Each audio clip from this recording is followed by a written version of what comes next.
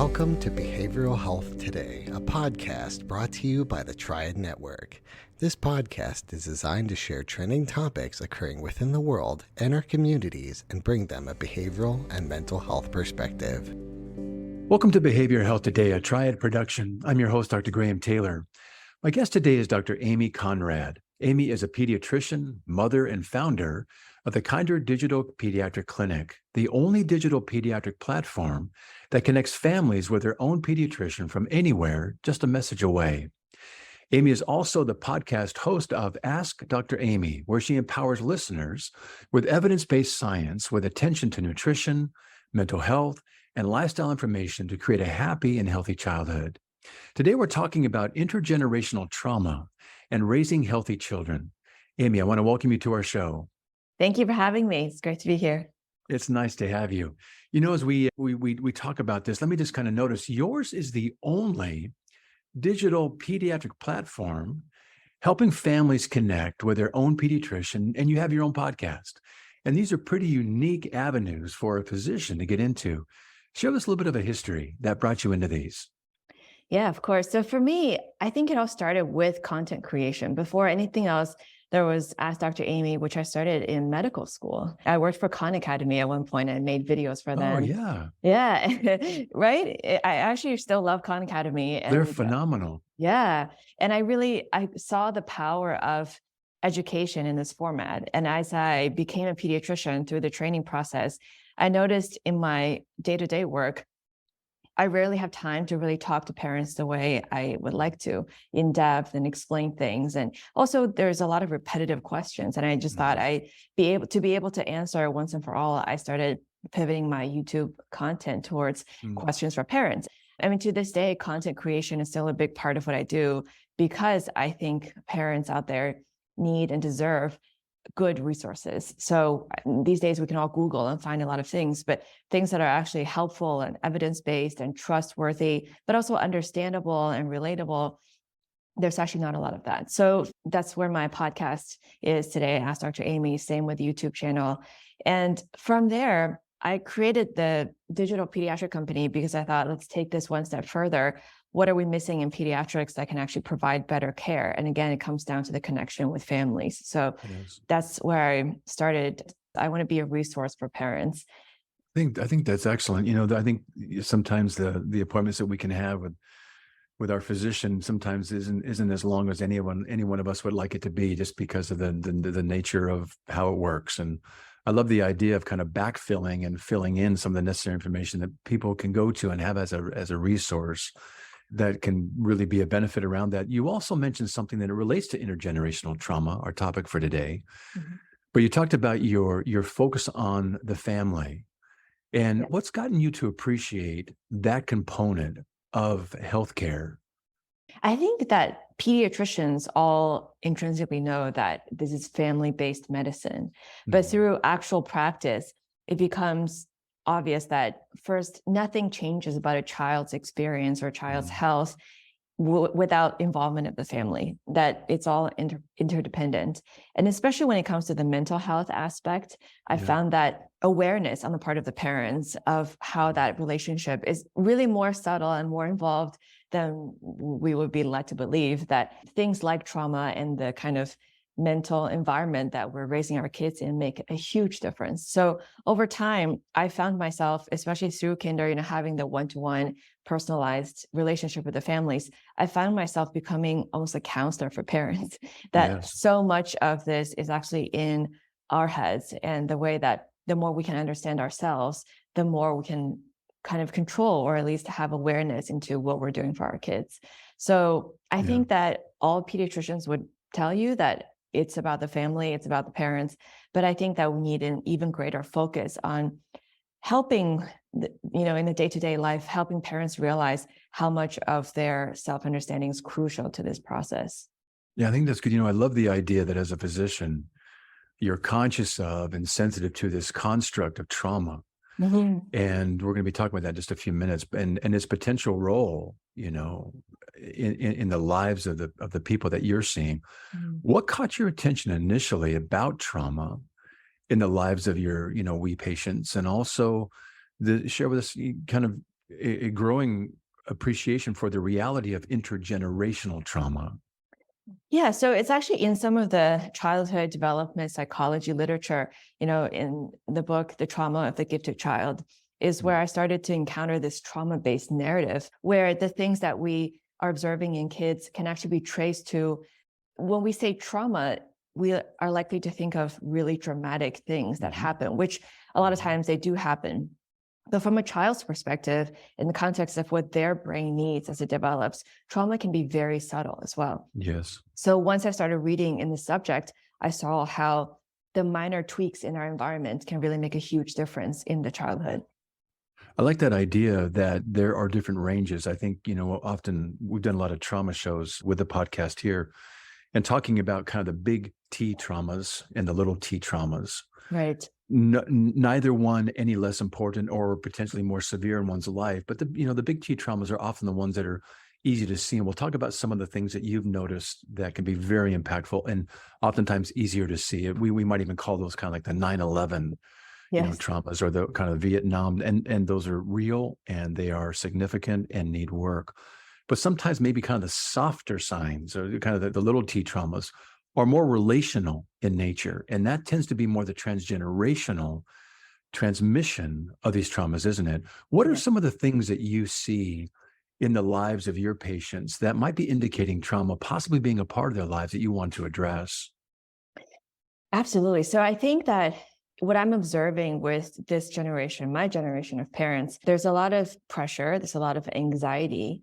And when parents come to me with usually a physical symptom in their child, say they're not eating, they're underweight, or a variety of things, ADHD, depression, I think the first thing is to parse out the little T's that you just mentioned, and what it is that, as we're having this conversation, because usually I'm talking to the parents, what it is that actually belongs to the parents' experience and what actually belongs to the children.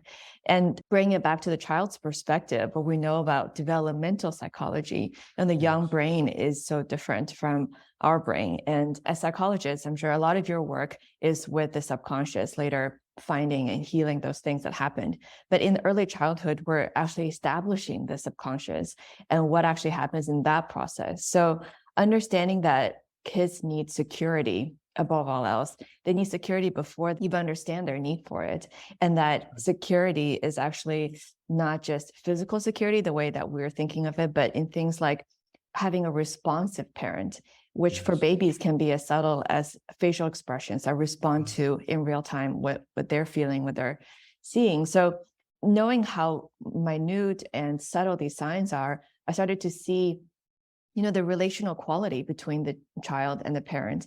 Is the parent talking about something from their perspective, or are we observing the child? These kinds of subtle disconnect to me became a sign for how much is the parent in their own head and how much is this experience based on observing the child rather than projecting something that they have experienced. So it can be really subtle again, and it takes a lot of conversation and leading parents to being willing to be self-introspective and seeing what could be there. But I would say that actual science can be universal. It can be anything that comes up. But once a problem is put on the table, to really delve into the history of that, how did they come into this understanding and the different perspectives, and then to go from there. Yeah. Wow. There's so many good nuggets that you just shared right there. Some really good things. One of the things I like to kind of grab is, trauma. We think there has to be some kind of big insult that occurs. And in fact, many times with trauma that in fact occurs, but I think we can broaden this definition. And I think it fits with the text, but trauma is anything outside the realm of normal experience. Yes. And if we can keep it like that, we get to say, well, normal experience for a child would be a child who develops some of the developmental milestones like trust versus mistrust, safety, identity, being part of a family, et cetera. And the idea that if families are, involved in congruent parenting, selfless parenting, it's about the children being able to kind of put their own needs aside and recognize what the child needs. That's what we're intended to have. That's inside the realm of what's supposed to be a normal experience and development. Trauma outside the realm of normal experience, when there's not an attunement, it can be something traumatic, but it can also be maybe the parent denies the child's reality, or maybe the parent, because of their own trauma back in the day, doesn't see or really listens to or tunes to their child. Or maybe a parent, vicariously lives through their child. Or maybe a parent, because they went through some of their things transgenerationally, they don't know how to show up for their child emotionally. Maybe the child's emotions scare the parent because there was never anybody there for them to begin with. And it's hard to give what you never got. So Exactly. how do you come alongside and how do you hold a child in their emotion? Or maybe a child, parent overcompensates for things that they didn't have. Maybe the pendulum swings and they're doing some things on the other side. So I think what you're talking about here is such a good perspective. And you also said something really key. This is unconscious. Mhm. Part of therapy, the work I do, part of what you're talking about in these conversations with parents is you're making the unconscious conscious, to helping them see what they're doing without being judgmental. No. Chances are it's their best way to manage and parent their child in the way they know how. But it sounds like you're looking to both bring this to their attention and then help them create some strategies. Absolutely. Everything you just said. And it's one of my key tenets that I always believe in, that parents are doing their best. Mm-hmm. That there's never, outside of very, very outliers, there's no parent that's not trying to do their best. But we don't talk about this before people will have children. We don't talk about this during parenting. There's one experiment I like to talk about to illustrate how subtle this can be. So if you imagine there's a child and a mom pair in a room, there's a camera pointed at mom's face while mom is interacting with the baby. So while she is responding to the baby's cues or laughing and playing, her face is being recorded. The child is actually looking at the screen that's showing the mom's face instead of the mom. But because of the way the video camera is set up, the baby is seeing her in real time. So they spent a long time in this room interacting, playing, the baby is calm. And then mom steps outside of the view of the camera, and the baby is looking at the same screen, having a playback of everything that just happened in the last 30 minutes. So the same mom, same face, but now instead of in real time, the baby's watching a recording of her face from 30 minutes ago. And immediately, because of the lack of real-time responsiveness, the baby becomes fussy. He starts crying. He realizes mom is not paying attention to him, even if she is smiling and doing the same thing she just did. So like you said, what is normal for a baby? Yes. That responsiveness is part of our survival, as when we were in the wild. Without the attunement of a caregiver like that, a baby would not survive. So that's why it's so deeply ingrained in our biology that we need this to feel secure. So knowing how subtle this is, that's why it's very traumatic for children to have a parent who's depressed, because that inability to be present is a big T, actually, to children, that not having this real-time responsiveness. And like you said, the point is never to judge. And actually, the more work I do on this, the more I see that it's never too late. It's actually never too late to become aware of this and how quickly that change happens. We can have teenage kids that, the relationship has been strained and disconnected through all of these things, despite everyone's best efforts. But once the parent realizes the process, it's like a light switches on. And I love seeing that sudden transformation in a relationship that can happen. We'll be right back after word from our sponsor. Nearly 9 in 10 registered voters believe the nation faces a mental health crisis, according to a new USA Today Suffolk University poll. Americans are more concerned than ever about their mental health. Mental health first aid provides the resources and training to identify, understand, and respond to signs of mental health and substance use challenges. It provides the confidence and skills needed to offer life-saving assistance, and it provides peace of mind. Our experts provide mental health first aid training for adults, teens, caregivers, veterans, law enforcement, EMS, and school faculty. Mental health concerns are on the rise, but evidence-based training through mental health first aid can make a difference. Visit mentalhealthfirstaid.org to find a course near you, or email hello@mentalhealthfirstaid.org to schedule a training. Courses are available for individuals, groups, organizations, and companies of all sizes. Visit mentalhealthfirstaid.org and make a difference in your community.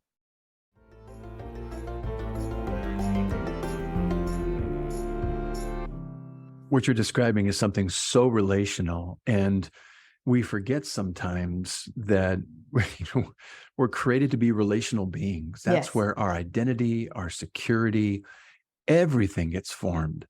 And I haven't seen that experiment. I'm going to look that up, but there's a similar one. I think might have predated it in some ways. It's called the still-faced experiment. You can look it up on YouTube. It's a very hard experiment to watch. The child's kind of in a high chair type thing, and the parent's sitting right across, and the baby's interacting, with her, and the mom's mirroring these things back so beautifully. And this exchange back and forth is so lovely. And the child is just in this great world. And then all of a sudden the mom turns around, turns back, and the mom's face is still. Yes. And the baby doesn't quite know what to do. And the baby kind of gets a little anxious and tries to, point at things and laugh at things. And the mom's not responding. And the baby becomes panicked. Yes. And she's afraid. Yep. And when you're talking about how the absence of that kind of interaction, we psychically die. It's a psychic annihilation of who we are and who we're intended to be. And it's a hard video to watch. And then the mom, thankfully comes back around and re-engages, and the baby's like, yes, so it's happy again. But it highlights the very thing you're saying, that these interactions are so very key. And so there's an anxious parent, a depressed parent. Again, while there's no judgment, we get to appreciate the impact, don't we? And how things can really shape not just the psychological aspects of our children, but it comes out in some of the behavioral things, whether it's like you said, a fearfulness or nightmares or irritability. And it really plays out, doesn't it, in very demonstrated ways in a child's life. Yes. And past the newborn period, every stage of this has a different version. So once they become more aware, a child's default is to repair that connection, because again, we are evolved to be this way. So for a toddler, for example, they will do whatever it takes to feel that connection. And they will, however you treat them, however you require them to be, to feel loved, that will become their normal. Whether that is hiding their emotions, suppression, whether it's not crying or not having needs or taking care of others and not showing up for themselves, whatever it is. Again, these subtle dynamics that we create, sometimes with our best intentions, it becomes that child's way of dealing with themselves, and compounding this through years and years and years down the road. Then, they end up in your office, and the psychologist can help them unpack all of that. And this is how generational trauma happens, kind of in a cycle, because by that point, like you said, that we can only give what we know. So unconsciously, those programming then gets passed on and on and on. And I believe it's possible to break the chain, and it's awareness becomes very important. I think that's really half the battle, and everyone has their own timing into becoming aware of this. But yeah, I think without that effort and the intention to try to break the chain, the default is to keep going. That idea of one's whole life is in the service of trying to repair a disconnection. That's the unconscious piece. Everything we do is in the service of trying to create a corrective experience that we didn't have early on. Yes. At the same time, we're trying to kind of quarantine or kind of separate those things that we don't want to have hurt further. So we're trying to protect ourselves at the same time. We're trying to repair the rupture, and we're also trying to protect ourselves. And it becomes a way of life. Yes. And that becomes a way then of parenting. And it all kind of flows into one another, doesn't it?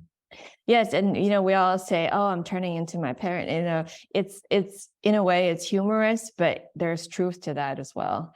And having kids can be incredibly triggering when there are unknown, unexplored parts of our own trauma and psyche, when it's presented to us through that child relationship, again, out of anxiety or trying to do well for them.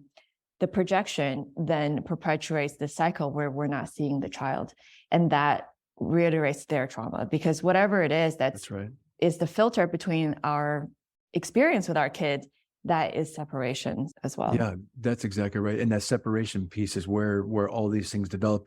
Let's go back over for our listeners. As a pediatrician, trauma doesn't come in, wearing a T-shirt that says, hey, I've been traumatized, or I've got intergenerational trauma, but it comes in more behaviorally for children. Yes. What are some of the identifying signs, again, of trauma, potential trauma, that you might, in addition to doing all the things that you typically do, but relationally or other things you see, what are some of the identifying signs that you begin to kind of maybe mine down a little bit deeper and just to make sure?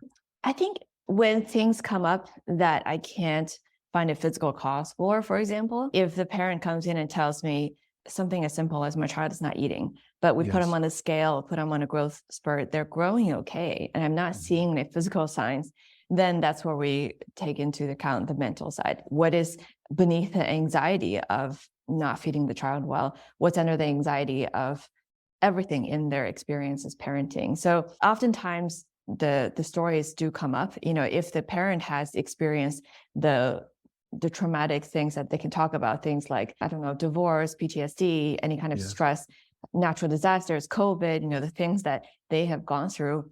Sometimes they have enough awareness to say it out loud. But if not, then I go back and ask them, what does this remind you of your childhood? What is the fear? What is the fear underneath the concerns that you're having? Let me just stop you right there. That is a really sophisticated way, truly, not just focusing on the child, but having the parent bring in some awareness, understanding of what part do you have in this? Not in a judgmental way, but in a partnered way to help make sense of what's going on in this moment that the child's presenting with. I love that. Thank you. Yeah, one thing I say to them often is the way you're feeling, it's a real feeling, but it's not necessarily true.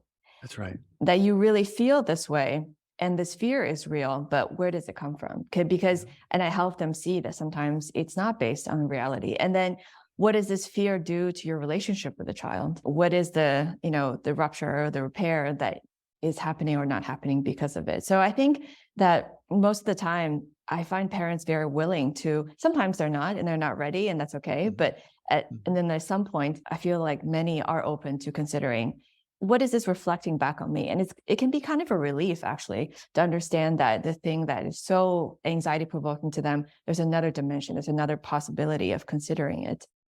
Well, sometimes, and you're kind of inferring this, but you're also helping the parent Yes. maybe realize that maybe I've been carrying some things here that Absolutely. for me have been maybe unknown or unappreciated, but they're very much a part of my own life. Absolutely. And I think that without that component, parenting is so stressful because it makes us focus on getting the kids to do something. And that is always not a good way to come into any relationship.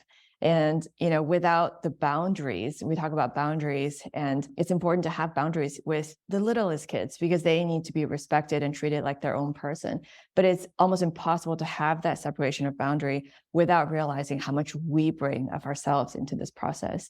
And it's really not about being perfect at all. I don't know any parent who can do this perfectly, but it's the constant effort and the cycles and cycles of becoming aware, losing awareness, becoming aware again, and then practicing this. So it's as simple as, when the situation is triggering a feeling for us, practicing being able to take a pause before we react, take a pause and ask ourselves, what is this feeling in my body? Where is this coming from? And then trying to see what's actually happening to my kid right now. What are they actually doing? And then before we assign all the meanings and the motives and the things that then, in the snap judgment, we tend to project a lot of things on children that hopefully we can avoid with a little bit of a pause. I like that. I want to park on this part a little bit. So you might have people come in, and this is for our listeners' sake, and I want to grab the things you're saying. A child might come in, and in addition to the wellness check that you're giving, they might talk about nightmares or being kind of fearful, or maybe some irritability, or you might find maybe some of their grades have dropped, or maybe there's some disciplinary issues that are not normal for a kid, or maybe some avoidant things in the school. And you can track these things. And is there something going on in the home? Is there some process that the parents are going through, or something environmentally that the child gets to have, that you get to have some awareness of, and maybe the parent gets to have an appreciation for, wow, I didn't even think about how these things could be impacting my child. And children don't have a frontal lobe, and they don't have a self-awareness yet. So the only thing that they do is they act out, they behaviorally reveal and show. And if we want our children to kind of behave and do well, we sometimes begin to squelch those behaviors because they're outside the realm of what we want them to need them to be. But all they're doing is kind of having a cry for help that says, hey, there's something going on with me that I'm not even aware of, that I'm hoping you pick up on the signs of. Yes. And you're helping parents maybe more aware of what some of these soft signs really mean and how they can be explained as something of significance. Yeah, I like to help parents practice the thought that a lot of times it's natural for us to assign motives to things based on what it would mean if we did that. So starting as early as early toddlerhood, when they're going towards having tantrums and those behaviors, if we hit somebody, it means one thing. And that's why it's triggering to see our kids do those things, because we don't want them to be violent. We don't want them to be A, B, and C. But it almost never means the same coming from them as to us. And having that separation of, again, you're not projecting your fear and your interpretation of their behavior onto them, because there's judgment in that. You hit somebody, you're a bad kid. And I think it's important for parents to keep in mind, they have to be the first ones to believe in the goodness of their children, that kids need us to trust them to be good. And I think that is a self-fulfilling prophecy. If we can separate the child from their behavior and try to meet them where they are in their view of what they just did, then we can address any behavior without harming the relationship. I think discipline is really important. Boundary is important. And our kids need us to be able to provide that in a way that doesn't harm their sense of self or harm their sense of security and love. And that is, again, something that is all wrapped up in this. So say a toddler is having a tantrum. I would say, number one, pause. See if you can give it a few seconds before you do anything. And number two, think about what it would mean if I did this. And then consciously tell yourself, it does not mean that, the fact that they are doing this. And then number three, thinking about what you just said, what has been different in our home? Have I been going through any stress? Because remember, kids are our mirrors. So is there something stressful to me that is perhaps making me less present or react in a way that they are responding to? And then, meeting them where they are like a person, using words, getting them to share, and just affirming that you love them while you work on whatever the issue is. So separating your projection, your fears from the presence. And I think kids really need us to show up for them like that, for them to know that your love is dependable, your presence is dependable, and they can, be free to be how they are, without fear of losing your love. Boy, those are good. I want to, as I'm listening, I'm just thinking, I would love to have you come back at some point and talk about the importance of boundaries and discipline. I love that. These are not things that we do to a child. These are things that we do for a child. Yes. And it encourages their growth. And that's such a key piece. And those have almost become bad words in parenting nowadays. And we see the results of a lot of children really struggling because parents haven't been strong enough and courageous enough and maybe know how to create necessary and healthy boundaries and discipline. But you're helping folks parents particularly have a really nice stepwise process to kind of just stop, take a breath. Yes. Take a breath, breathe, reflect on what's going on, and say, hey, how do I want to enter this moment? Rather than being reactive, let me be intentional and let me get curious about what's going on. I might need to stop the bad behavior, but then I get to circle back around and say, hey, what was going on? And what's happening? And you're encouraging them to strengthen that relationships through curiosity and grounding it in, hey, we're okay, but we need to talk about this. And let's make some sense of this so the child doesn't feel alone.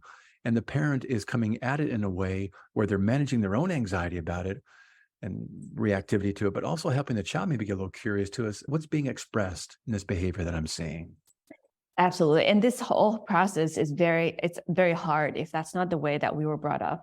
And it's not the way, and triggers are real. And, this process that we just described is similar to how you should handle conflict with many different people. But we don't think of our kids like a stranger or a coworker or even our partner. We think the ownership and love that we have for them can sometimes blur those boundaries. So out of anxiety to make them into the way we want them to be, I think we can lose their personhood like that. But, I think kids feel it if we come into it with trust and faith in their goodness. And when you say, I love you, I know you're a good kid, but what you just did is not okay, versus coming and say, you're a bad kid. Yeah. And that was bad. And we need to, punish it, whatever it is. Those compound over the years. And I think that when we think of teenagehood as a very scary time and the rebellion, all of that, all the things that we accumulate in our relationship up till then, I think makes a difference. And it's a relationship to be constantly cared for and repaired and fostered like we do with other relationships. And it's important very early on. When you lay it out like that, I think there's something worth noting. It's a big ask for a parent who is triggered Yes. to go into that moment, managing their triggers because it's typically unconscious, but so they're reacting to it. So it's a big ask to ask a parent to come in when triggered and then to parent in a way that they themselves have not been parented. Yes. They're Absolutely. having to give something that they've never received. Yes. And it's almost like, well, just do it. Well, just do what? What am I supposed to do in these moments? But what I love that you're doing is you're saying, these are some ways just to kind of slow it down. Mhm. And if you can kind of recognize, hey, I'm triggered right now and just kind of hold that Yes. and find that and trust that if I can just kind of enter this relationship with my child and just say, hey, what's going on? Or you're giving them these strategies and these steps, again, just to be curious and interested and engaged, not permissive, Mhm. but also saying, I want to understand it the way that you're experiencing it. That's where things begin to kind of move. And I find that most times people are actually really relieved by this idea because they've been so stressed thinking there's something wrong with their child. Yeah. And it's a relief to come in and say, hey, your beliefs, your reality shapes the way you view things. And there's a totally different possible way to go about this. And I think, like you said, it's hard to give what we've never gotten, but that is what pattern breaking is.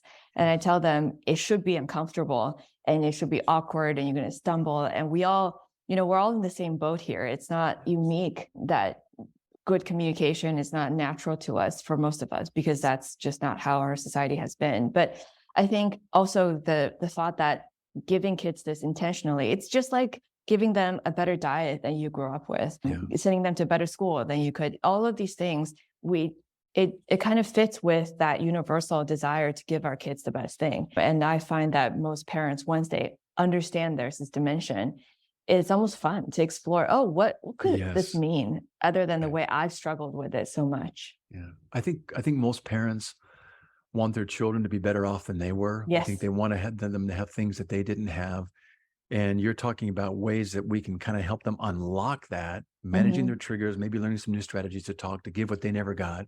Yeah. But there's a vicarious healing that takes place for the parent themselves as well, when they're giving that child and coming in differently in the way that they wish someone had joined them in childhood. Like you're saying, their child's getting what they need, and maybe the parent's getting some healing, and maybe the parent takes a parenting course, or maybe they read a book, or maybe they come back after reading some things and hey, run it by you or listen to one of your podcasts, and they basically develop a skill set and some emotional muscle, some affective tolerance, some emotional muscle to come into those moments anew. And therein lies the hope. Yeah. And it used to be almost luck that some people would have a parent who was raised in such a way that, they get to have this kind of environment. But it is possible to create that, I think, intentionally starting anytime. So I think that's an empowering aspect for parents to understand. And I've seen amazing insight come to parents. And the more they practice this, like anything else, it becomes more natural, and it's just a beautiful thing to watch. Well, you're kind of leading into something right there. You're saying, I've seen some of these things take place. Is there any story that comes to mind with a parent improving their own understanding of trauma and maybe supporting their child through some things? Yeah, absolutely. I mean, there's so many, let me think. So for example, in Boston, we have a lot of families with very high achieving parents. And there's one family where they have 2 kids. The older boy is the typical overachiever, just like the parents. He is, basically raises himself. He's perfect in every way. And of course, you have the younger brother who is creative. He's got to balance it out. Exactly. To balance out the family. Just nobody really gets him because his parents and his older brother are so similar. And this mom comes in convinced there's something wrong with him. He's not going to be able to take care of himself in the future. He's not going to be able to get a job. He can't even make it through school. And Dr. Amy, please fix my child. Please fix my child. Exactly. I mean, this anxiety is she's on the verge of tears because she really believes that his life will be ruined by the fact that he can't perform in school and behave this way. So we brought it down to, again, where she comes from. And she came from a family where to be seen, you need to achieve. So there's so much connection, personhood, and a way of being. And her fear that her kid won't, perform a certain way actually goes as deep as she's afraid that he's not going to be worthy. Something's wrong with him. So, and that relationship has been very stressed by this. Of course, this younger boy feels like nobody gets him. And so why would he behave well? Why would he do anything for people who are just not going to get him? So, our child, it was step by step. It's like 2 steps forward, 1 step back. But, in the beginning, I said, even if you don't believe it, even if you don't believe any of this, let's try talking to him differently this week and, asking open-ended questions and not jumping in to fix his response, asking, what do you think about this, without immediately being like, well, you could do this better and this and this and this way. So sometimes it's before the insight is even possible, just doing tangible, practical things. And even if you don't feel like doing it, just ask this question and then listen. So starting from there, helping her realize that different is not scary, that her son is brilliant in his way. And there's a lot of respect there that can be recovered. And this child started opening up, and the behaviors that were, acting out, getting attention, all of that. It's not perfect. Again, it's not like overnight it's gone, but they were able to talk about it. And it's just amazing to see her almost rediscover this child. And he was already a teenager. And, and I say, this is only the first 14, 15 years of your relationship with him. Hopefully you have decades more to go with him. It doesn't end at 18. So repairing that relationship whenever we can.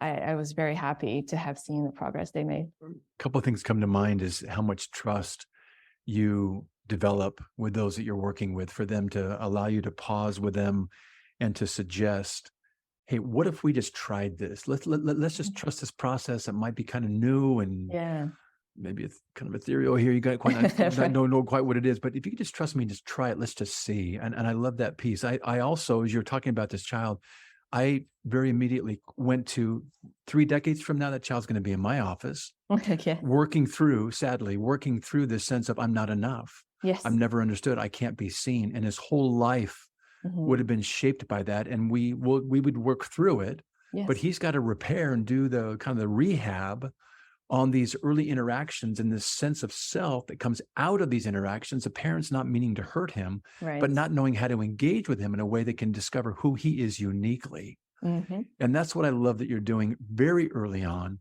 not letting that cornerstone be misset in who he is. Yes. And that's a wonderful, wonderful place to, for me, that's kind of like primary prevention, not secondary, tertiary, what I tend to do. That's primary prevention, isn't it? Yes. And I think it should be the whole way through. Once we become aware that this dimension exists, it can be transformative in every way. But how much more do we get out of it when we start as early as possible? I just, once we recognize that we change this narrative of, especially now, the overachieving narrative, we can start to think of our kids like an algorithm. But I think this way of thinking brings us back to really reclaiming that relationship and that child, and changes our experience as well.